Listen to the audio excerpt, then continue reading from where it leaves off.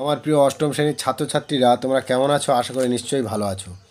আজকে তোমাদের ক্লাস করাবো নাটোরের কথা। লেখক হলেন অবনীন্দ্রনাথ ঠাকুরের লেখা। এই গল্পটি তো আমাদের এর আগের দিন আমি করিয়েছি এই ক্লাসটি, আর কিছু প্রশ্ন করিয়েছিলাম। ঠিক আছে, আজকের তিন নম্বরের থেকে মানে তিনের দাগে থেকে প্রশ্নগুলি আজকের করাবো। ঠিক আছে, আজকের প্রশ্ন করাবো 3 নম্বরের দাগে, এখান থেকে করাবো। এখানে কী লেখা রয়েছে দেখো। এর আগের প্রশ্নগুলো করিয়েছি, যারা দেখোনি তারা এর আগের ভিডিওটি তোমরা দেখে নাও। হ্যাঁ, আর আজকের হবে 3-এর দাগে নির্দেশ অনুযায়ী বাক্য পরিবর্তন করো। ঠিক আছে, 3-1 এখানে কি বলেছে দেখো। আজ সকালে মনে পড়লো একটি গল্প, সেই প্রথম স্বদেশী যুগের সময়কাল, কি করে আমার বাংলা ভাষার প্রচলন করলুম। এখানে এই যে লেখাটি, এটা হচ্ছে জটিল বাক্যে করতে হবে। ঠিক আছে, তাহলে আমাদের আগে জানতে হবে জটিল বাক্য কাকে বলে। আমি একটু দেখাচ্ছি, তোমরা লক্ষ্য করে দেখো। এখানে জটিল বাক্য কাকে বলে? যে বাক্য পরস্পর সাপেক্ষ, প্রধান ও অপ্রধান বাক্যের সমন্বয়ে বা দুইটি খণ্ডবাক্যের সমন্বয়ে গঠিত হয় তাকে জটিল বা মিশ্র বাক্য বলে। দেখো, প্রধান খণ্ড বাক্যটি স্বাধীন এবং অপ্রধান খণ্ড বাক্যটি প্রধান খণ্ড বাক্যের অধীনে থাকে। এখানে দেখো, যেমন একটা উদাহরণ দিচ্ছি, যিনি পরের উপকার করেন, এটা হচ্ছে অপ্রধান খণ্ডবাক্য। তাকে সবাই শ্রদ্ধা করে, প্রধান খণ্ডবাক্য। এবার আমি তোমাদের এখানে আরেকটি দেখাচ্ছি জটিল বাক্য চেনার উপায়টা কি। ঠিক আছে, জটিল বাক্য চেনার উপায় এখানে দেখো, দেখলে তোমরা বুঝতে পারবে। এখানে দেখো, জটিল বাক্যে দুই খণ্ডের মাঝে একটি এরকম কমা চিহ্ন বসে এবং বাক্যগুলোতে যদিও, তথাপি, যে, সে, যিনি, তিনি, যখন তখন এই রকম অব্যয় পদ থাকে। ব্যাপারটা ভালো করে বোঝো। এই যখন তখন কোনো একটা বাক্য যদি থাকে, তার ভেতরে কিন্তু যখন তখন এই রকম দিয়ে কিন্তু জটিল বাক্যটা থাকতে হবে। বোঝা গেল? আর জটিল বাক্য পরিবর্তন করতে গেলে কিন্তু যখন তখন, যে, সে বা যিনি, তিনি এইরকম কিন্তু অব্যয় দিয়ে কিন্তু পূরণ করতে হবে। তাহলে এখানে একটা উদাহরণ দেখাচ্ছি, তারপর তোমাদের বইয়ের সেটি আমি দেখাবো। দেখো, যেমন এখানে দেখো, যে নির্বোধ সে এ কাজ করে। বোঝা গেল? যেমন যে এবং সে, এখানে একটা কোলন এখানে দিয়ে কিন্তু এইটি পরিবর্তন করা হয়েছে। বোঝা গেল? এরপর আমরা বইয়ের যে জটিল বাক্য কেমনভাবে হয় তা কিন্তু দেখাচ্ছি, তোমরা লক্ষ্য করে দেখো। প্রিয় ছাত্রছাত্রীরা, এখানে দেখো 3-1 এখানে আজ সকালে মনে পড়লো একটি গল্প, সেই প্রথম স্বদেশী যুগের সময়কাল বলে এখানে কমা, কি করে আমরা বাংলা ভাষায় প্রচলন করলুম। এই জটিল বাক্যে এটি পরিবর্তন করা হচ্ছে। দেখো, এখানে আজ সকালে বলে দেওয়া রয়েছে। দেখো, এখানে আজ যখন, তোমাদের এর আগে আমি খাতায় দেখালাম কিছুক্ষণ আগে যে যখন তখন দিয়ে কিন্তু এই বাক্যটা পরিবর্তন করতে হবে জটিল বাক্যের সময়। এখানে দেখো, এই আজ এখানে সকালে মনে পড়লো একটি গল্প। এখানে দেখো, আজ যখন সকাল হলো তখন মনে পড়লো, এই যখন আর তখন দিয়ে কিন্তু এখানে জটিল বাক্য পরিবর্তন করলো। ঠিক আছে, মনে পড়লো একটি গল্প যা স্বদেশী যুগের সময়কাল। ঠিক আছে, বাকিটা লিখতে হবে, কি করে আমরা বাংলা ভাষায় প্রচলন শুরু করলুম। ব্যাপারটা বুঝতে পেরেছ? এখানে যখন তখন দিয়ে কিন্তু এটি জটিল বাক্যটাকে পরিবর্তন করা হয়েছে। এরপরে 3-2 এখানে দেখো, 3-2 কী বলছে? ভূমিকম্পের বছর সেটা, প্রভিন্সিয়াল কনফারেন্স হবে নাটোরে, বাক্য দুটিকে জুড়ে লেখো। তাহলে এই দুটি বাক্যটাকে জুড়ে লিখতে হবে। এটা দুটি বাক্য রয়েছে এখানে, ভূমিকম্পে বছর সেটা এখানে একটি দাঁড়িয়ে রয়েছে, আর প্রভিন্সিয়াল কনফারেন্স হবে নাটোরে এখানে একটি দাঁড়িয়ে রয়েছে। এই দুটি বাক্যকে অ্যাডজাস্ট করতে হবে। তাহলে তোমরা দেখো কিভাবে করছি। এখানে দেখো কিভাবে মানে জুড়ে লেখা হলো। দেখো, এখানে ভূমিকম্পের সেই বছরটায় ঠিক হয়েছিল। এখানে দেখো, এই বছর সেটাকে এটা পরিবর্তন করে এখানে দেখো সেই বছরটায়, বোঝা গেল, ঠিক হয়েছিল, প্রভিন্সিয়াল কনফারেন্স হবে নাটোরে, বাকিটা লিখে দিতে হবে। তাহলে এই বছরটাকে পরিবর্তন করে এখানে দেওয়া হচ্ছে সেই বছরটায় ঠিক হয়েছিল, প্রভিন্সিয়াল কনফারেন্স হবে নাটোরে। ব্যাপারটা বুঝতে পেরেছ? তারপরে 3-2টা লক্ষ্য করে দেখো, এখানে কি বলছে 3-2, নাটোরে নেমন্তন্ন করলেন আমাদের বাড়ির সবাইকে। এটা হচ্ছে যৌগিক বাক্যে পরিবর্তন করতে হবে। আগে যৌগিক বাক্য কাকে বলে কিন্তু আগে সেটা আমাদের দেখতে হবে, ঠিক আছে? তাহলে তোমরা আগে যৌগিক বাক্যটা কাকে বলে তোমরা দেখো এখানে কী লেখা রয়েছে, যৌগিক বাক্য কাকে বলে? যখন পরস্পর নিরপেক্ষ দুই বা ততোধিক সরল বা জটিল বাক্য মিলিত হয়ে একটি সম্পূর্ণ বাক্য গঠন করে তখন তাকে যৌগিক বাক্য বলে। ব্যাপারটা তোমরা বুঝতে পেরেছো? এবার দেখো, নিরপেক্ষ দুই বা ততোধিক সরল কিংবা জটিল বাক্য অথচ, কিন্তু, কিংবা, বরং, ও, এবং আর এই রকম অব্যয়ের মাধ্যমে একটি সম্পূর্ণ বাক্য গঠন করে। বোঝা গেল? এই সমস্ত অব্যয় কিন্তু থাকবে, তাকে যৌগিক বাক্য বা মিশ্র বাক্য বলে। এখানে দেখো একটা উদাহরণ আমি কিন্তু দেখাচ্ছি, তোমরা লক্ষ্য করে দেখো। বিপদ এবং দুঃখ একই সাথে থাকে, এখানে এবং দিয়ে কিন্তু এখানে দুটো বাক্যকে মিলিত করা হয়েছে। বোঝা গেল? আরেকটি উদাহরণ দেখো, তার টাকা আছে কিন্তু তিনি দান করেন না। ব্যাপারটা বোঝা গেল? এই যে কিন্তু, তাহলে এখানে তোমরা ব্যাপারটা বুঝতে পেরেছো। এখানে অথচ, কিন্তু, কিংবা, বরং, এবং এই সমস্ত অব্যয় দিয়ে কিন্তু পূরণ করা হয়েছে। এবার আমরা মূল পড়ার মধ্যে ফিরে আসি। তাহলে তোমরা দেখো, এখানে দেখো কি বলছে। এখানে যৌগিক বাক্য এবার কিভাবে হয়েছে দেখো। নাটোরে নেমন্তন্ন করলেন আমাদের বাড়ির সবাইকে। এই যৌগিক বাক্যের মধ্যে তোমাদের আমি খাতায় কিন্তু দেখিয়েছি, হ্যাঁ, কিন্তু, এবং, কিংবা, এই অব্যয়গুলো। তাহলে এখানে কোন অব্যয়টা দেওয়া হচ্ছে দেখো, তোমরা একেবারে বুঝতে পারবে। নাটোর নেমন্তন্ন করলেন আমাকে, এবং এই এবংটা এই অব্যয়টা দিয়ে কিন্তু দুইটি বাক্যকে মিলিত করা হয়েছে, যোগ করা হয়েছে। দেখো, নাটোর নেমন্তন্ন করলেন আমাকে এবং আমাদের বাড়ির সবাইকে। ব্যাপারটা বুঝতে পেরেছো? তাহলে এই দুটি বাক্যকে কিন্তু অ্যাডজাস্ট করেছে এই এবং অব্যয়টি। তাহলে ব্যাপারটা বুঝতে পেরেছো? তাহলে ক্লিয়ার? এরপরে আমরা বই থেকে 4-এর দাগে, তাহলে 3-এর দাগে হয়ে গেল। এবার 4-এর দাগে কী বলছে দেখো। হ্যাঁ, এখানে দেখো কি বলছে।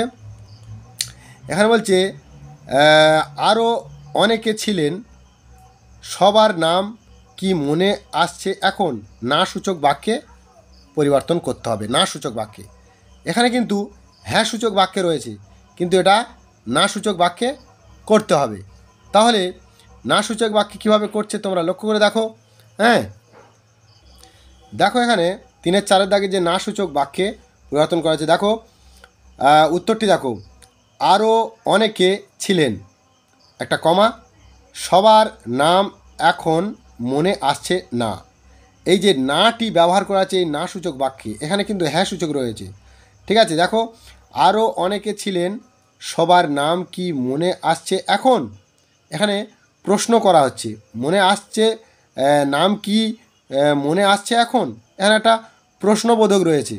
কিন্তু এখানে দেখো না সূচক এই বাক্যটি পরিবর্তন করতে এখানে কিন্তু না আনতে হবে, ঠিক আছে? তাহলে আরও অনেকে ছিলেন, সবার নাম এখন মনে আসছে না। তাহলে বোঝা গেল না সূচক। আর যদি এটা হ্যাঁ সূচক তাহলে মনে আসছে এখন, ঠিক আছে? এটা হ্যাঁ সূচক হয়ে যেত, তাহলে নাটা উঠে গেলে হ্যাঁ সূচক হয়ে যেত। তাহলে এখানে না সূচকে না হয়েছে। তাহলে ক্লিয়ার? এরপরে তোমরা এবার দেখো এখানে 3-5, নাটোর বললেন কিছু ভেবো না, সব ঠিক আছে। এটা হচ্ছে পরোক্ষ উক্তিতে লিখতে হবে। নাটোর বললেন কিছু ভেবো না, সব ঠিক আছে, এটা পরোক্ষ উক্তি। কীভাবে হচ্ছে তোমরা লক্ষ্য করে দেখো। এখানে লক্ষ্য করে এখানে কি বলছে দেখো। এখানে 3-5 এই যে প্রশ্নটি লক্ষ্য করে দেখো কীভাবে হচ্ছে। নাটোর পরোক্ষ উক্তি, মানে এই পরোক্ষ বলতে এই যে লেখাটি রয়েছে এর আরেকটি অর্থে নাম দিয়ে লিখতে হবে। নাটোর বললেন, নাটোর জানালেন, এই বললেন আর জানালেন কিন্তু একই অর্থ, মানে পরোক্ষ, পরস্পরের পরোক্ষ, একই, ঠিক আছে? নাটোর বললেন, নাটোর জানালেন, তাহলে এই বললেন আর জানালেন কিন্তু একই অর্থ, তাই এটা পরিবর্তন করা হয়েছে। জানালেন যে, এখানে সব, কিছু ভাবার দরকার নেই, সব ঠিক আছে। এবার দেখো নাটোর জানালেন সব ঠিক থাকার কথা, ভাবনা নিষ্প্রয়োজন। এই যে কিছুই ভাবার দরকার নেই, এইটাকে পরিবর্তন করে দিয়ে ভাবনা নিষ্প্রয়োজন, বোঝা গেল? এখানে দিয়েছে ভাবনা নিষ্প্রয়োজন, এটি হচ্ছে পরিবর্তন করে দিয়েছে। ব্যাপারটা বুঝতে পেরেছ? তাহলে ক্লিয়ার, কোনো অসুবিধা নেই। এরপরে পরের প্রশ্নটি দেখো। তারপর দেখো এখানে 6 দাগে, অমন জাইগ্যান্টিক খাওয়া আমরা কেউ কখনো দেখিনি। নিম্নরেখ শব্দটির পরিবর্তে বাংলা শব্দ ব্যবহার করে বাক্যটি আবার লেখো। তাহলে এই যে শব্দটি, এটা হচ্ছে বাংলা অর্থে ব্যবহার করতে হবে, জাইগ্যান্টিক এর বাংলা অর্থে ব্যবহার করতে হবে। তাহলে এই বাকিটি বসিয়ে দেবো। তাহলে এর বাংলা অর্থটা কীভাবে হয়েছে তোমাদের দেখাচ্ছি। দেখো দেখো এখানে লক্ষ্য করে দেখো, এই অমন জাইগ্যান্টিক খাওয়া আমরা কেউ কখনো দেখিনি। এই এই এই হচ্ছে যে শব্দটি রয়েছে এর বাংলা অর্থে অমন দানবীর খাওয়া আমরা কেউ কখনো দেখিনি। ব্যাপারটা বুঝতে পেরেছ? তাহলে এই জায়গাটি এর বাংলা অর্থ হচ্ছে কি দানবীর, বোঝা গেল? তাহলে অমন দানবীয় খাওয়া আমরা কেউ কখনো দেখিনি। তাহলে একেবারে ক্লিয়ার। পরবর্তী প্রশ্ন। এরপর যে প্রশ্নটি 3-7, ছোকরার দলের কথায় আমলই দেন না। এই দেন না এটা হচ্ছে না সূচক বাক্যে লেখা রয়েছে। দেন না হচ্ছে না সূচক, ছোকরার দলের কথায় আমলই দেন না, এটা হ্যাঁ সূচক বাক্যে কিভাবে করছি তোমরা লক্ষ্য করে দেখো। এখানে লক্ষ্য করে দেখো 3-7 দাগে যে উত্তরটি হ্যাঁ সূচক বাক্যে পরিবর্তন করতে হবে। এখানে ছোকরার দলের কথায় আমলই দেন না, এটা না সূচক রয়েছে, হ্যাঁ সূচক বাক্যে করতে হবে। এখানে হ্যাঁ সূচক বাক্যে কীভাবে যায়, ছোকরার দলের কথায় উপেক্ষা করেন। তাহলে উপেক্ষা করেন, এটা হ্যাঁ সূচক বাক্যে পরিবর্তন করা হয়েছে। পরবর্তী প্রশ্নটি দেখো 3-8 দাগে যে প্রশ্নটি লক্ষ্য করে দেখো, 3-8 পিসেমশাই জানকীনাথ ঘোষাল রিপোর্ট লিখছেন আর কলম ঝাড়ছেন। বাক্যটিকে দুটি বাক্যে ভেঙে লেখো। এটা কিন্তু এখান থেকে এই 9 পিসেমশাই জানকীনাথ এখান থেকে আর এই কলম ঝাড়ছেন এখান পর্যন্ত, এটা কিন্তু একটা বাক্য। এই বাক্যটাকে ভেঙে দুটো বাক্য করতে হবে। তাহলে এখানে দেখো কিভাবে করা হয়েছে। দেখো 9 পিসেমশাই জানকীনাথ ঘোষাল রিপোর্ট লিখছেন বলে এখানে একটা দাঁড়ি। তাহলে এই রিপোর্ট লিখছেন বলে এখানে একটা দাঁড়ি, তাহলে এখানে দাঁড়ি। তারপর দেখো আর কলম ঝাড়ছেন, এখানে হচ্ছে রিপোর্ট লেখার সময় তিনি কলম ঝাড়ছেন। এখানে হচ্ছে রিপোর্ট লেখার সময়, এটা কিন্তু এক্সট্রা করে তোমার লিখে বাক্যটাকে বাড়াতে হবে। ব্যাপারটা বুঝতে পেরেছ? এখানে প্রথম এখান থেকে শুরু করে এই পর্যন্ত কিন্তু এখানে এই প্রশ্নের লাইনটা তুলে দিয়ে কিন্তু একটা বাক্য তৈরি করতে হবে। আর এই বাক্যটা দ্বিতীয় বাক্যটা ছোট যেহেতু, এই বাক্যটাকে বাড়িয়ে বড় করতে হবে, বোঝা গেল? এই যে আর কলম ঝাড়ছেন, তাহলে নিশ্চয়ই এর আগে কিছু একটু লিখতে হবে। তাহলে রিপোর্ট লেখার সময় তিনি কলম ঝাড়ছেন বলে এখানে এক্সট্রা তোমার কিছু লিখে দিতে হবে। ব্যাপারটা বুঝতে পেরেছ? আশা করি তোমাদের কোনো অসুবিধা হবে না।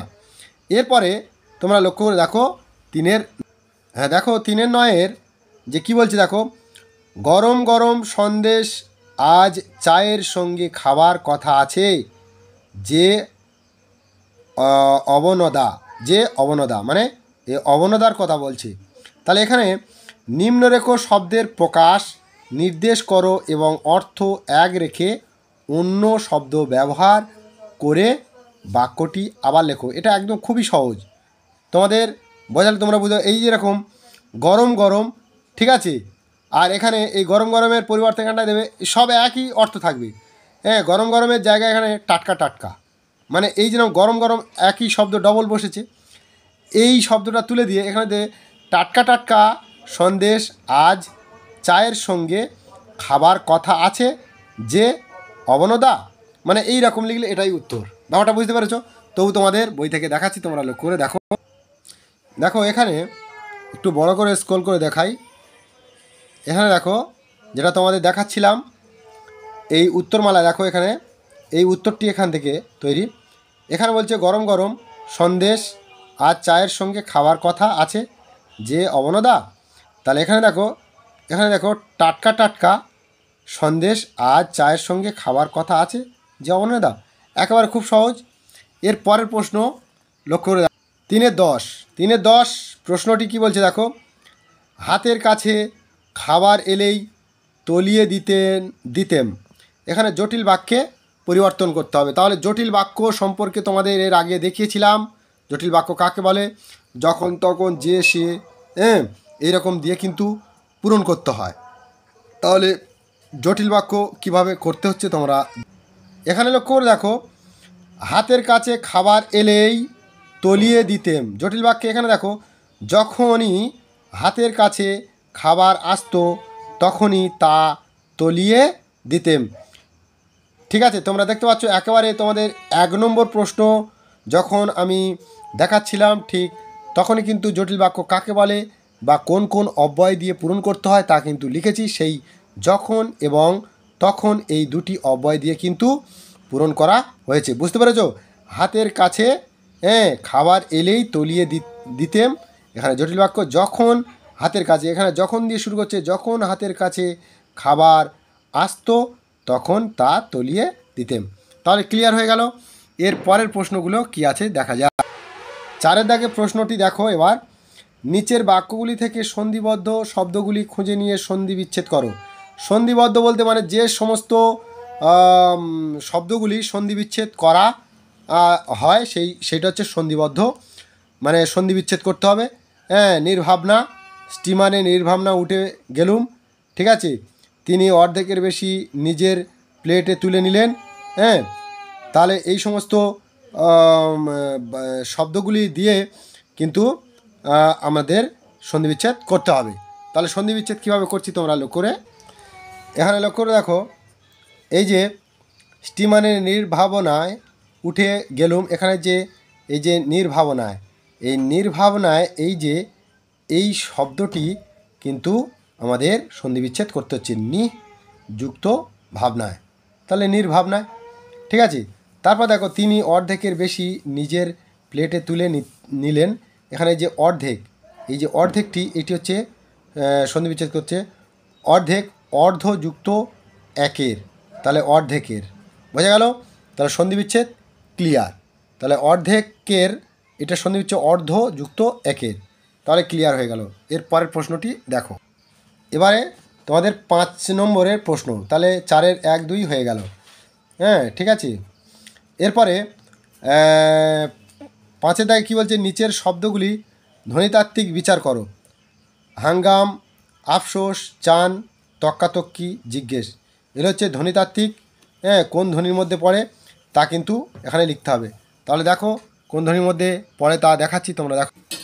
এখানে লক্ষ্য করে দেখো, এই যে হাঙ্গাম, হাঙ্গাম হচ্ছে ধ্বনিলোপ। আর চান, চান হচ্ছে কি, চানের অর্থ হলো স্নান, স্নান চান, তাহলে চান হচ্ছে কি ধ্বনিলোপ। তারপরে এখানে দেখো জিজ্ঞেস, জিজ্ঞাসা, মানে জিজ্ঞাসা থেকে জিজ্ঞেস শব্দটি এসেছে। ঠিক আছে, তাহলে এখানে জিজ্ঞেস একটা স্বরধ্বনি উচ্চারিত, জিজ্ঞেস। হ্যাঁ, এ যে একটা উচ্চারণ হচ্ছে, জিজ্ঞে একটা এ উচ্চারণ হচ্ছে, তাই স্বরসঙ্গতি, বোঝা গেল? তারপর হচ্ছে আফসোস, আফসোস, আফসোস, ঠিক আছে, অল্প প্রাণী ভবন।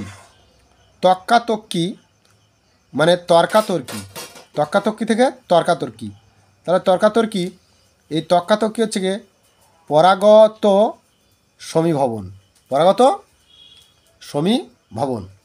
ঠিক আছে, এরপরের প্রশ্ন কি রয়েছে দেখা যাক।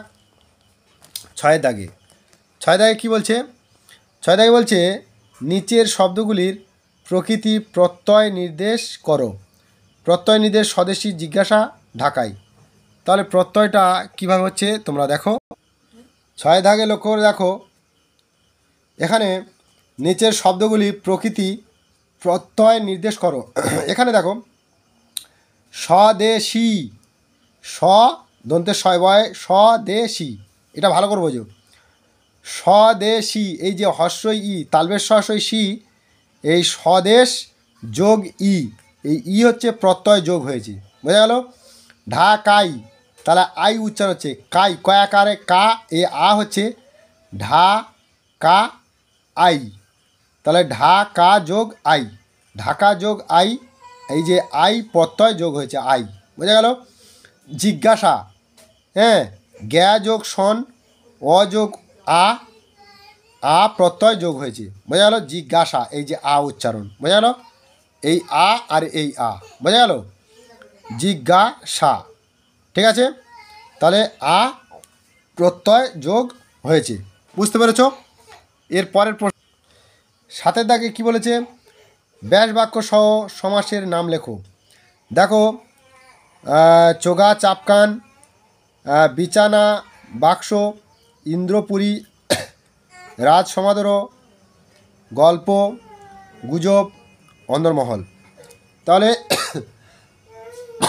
এই কটে কিন্তু সমাসের নাম। এরপরে নয়ের দাগে কোনটি কী ধরনের সর্বনাম তা লেখো। এই সাতের এখানে 8 নম্বর দাগ হবে, ভুল করে লেখা রয়েছে বই থেকে, এখানে 8-এর দাগে হবে, এখানে 9 দিয়েছে। যাই হোক, এই ব্যাস বাক্য সহ সমাসের নাম আর কোনটি কী ধরনের সর্বনাম, এই দুইটি পরপর আমি তোমাদের দেখাচ্ছি, তোমরা লক্ষ্য করে দেখো, ঠিক আছে। এখানে লক্ষ্য করে দেখো, এখানে সাথে দাগে, ঠিক আছে, সাথে দাগে কী বলছে, যে যোগা চাপকান, হ্যাঁ, যোগা চাপকান দ্বন্দ্ব সমাস। ইন্দ্রপুরী, ইন্দ্রের পুরী, ইন্দ্রের পুরী, ঠিক আছে, সম্বন্ধ তৎপুরুষ সমাস। গল্প গুজব, গল্প ও গুজব সমার্থক দ্বন্দ্ব সমাস, বোঝা গেল। সমার্থক দ্বন্দ্ব সমাস। তারপর দেখো, বিছানা বাক্স, বিছানা ও বাক্স দ্বন্দ্ব সমাস, দুটো, বিছানা এবং বাক্স দুটোই। রাজ সমাদর, রাজ সুলভ সমাদর, মধ্যপদ লোপী কর্মধারয় সমাস, ঠিক আছে। তারপর হচ্ছে অন্দরমহল, অন্দরের মহল সম্বন্ধ তৎপুরুষ সমাস। তাহলে বোঝা গেল, ঠিক আছে, কোনো অসুবিধা নেই। এরপরে কোনটি কী ধরনের সর্বনাম তা লেখো। আমরা, আমরা সেটা, তাকে, সবাই, তিনি, আমি, এটা, এই যে আমরা হচ্ছে ব্যক্তিবাচক, আমরা কোনো একটা ব্যক্তিকে বোঝাচ্ছি, ব্যক্তিবাচক সমাস। সেটা নির্দেশ, মানে সেটা একটা নির্দেশ করছে, নির্দেশক সমাস। তাকে, তাকে হচ্ছে, এটা হচ্ছে ব্যক্তিবাচক সমাস। সবাই সমষ্টিবাচক, মানে সবাই একসঙ্গে বলছে, মানে সমষ্টিবাচক, বোঝা গেল। তিনি ব্যক্তিবাচক, আমি ব্যক্তিবাচক, এটা নির্দেশক। তাহলে ব্যাপারটা বুঝতে পেরেছি, একেবারে সহজ পদ্ধতিতে এখানে দেওয়া রয়েছে, কোনো অসুবিধা নেই। তাহলে তোমরা ব্যাপারটা বুঝতে পেরেছো, ঠিক আছে। আমার প্রিয় অষ্টম শ্রেণীর ছাত্রছাত্রীরা, তোমরা ক্লিয়ার বুঝতে পেরেছো, কোনো অসুবিধা নেই। তবে আমাদের ক্লাসগুলি যদি ভালো লেগে থাকে অবশ্যই আমাদের চ্যানেলটিকে সাবস্ক্রাইব করবে, আর নতুন হয়ে থাকলে অবশ্যই ধন্যবাদ। পরবর্তী ক্লাস আমরা আগামীকাল যথাসময়ে করব। আর এর আগের যে প্রশ্নগুলি সেগুলি আমাদের প্লেলিস্টে তোমরা ভিজিট করো, ক্লাস 8 বাংলার, হ্যাঁ, সিলেবাস, ওই প্রশ্নের মধ্যে তোমরা দেখতে পাবে চ্যাপ্টার ওয়াইজ সমস্ত প্রশ্ন উত্তর। থ্যাংক ইউ, ধন্যবাদ, সকলে সুস্থ থেকো, ভালো থেকো। আজকের ক্লাস এই পর্যন্ত, পরবর্তী ক্লাস আগামীকাল।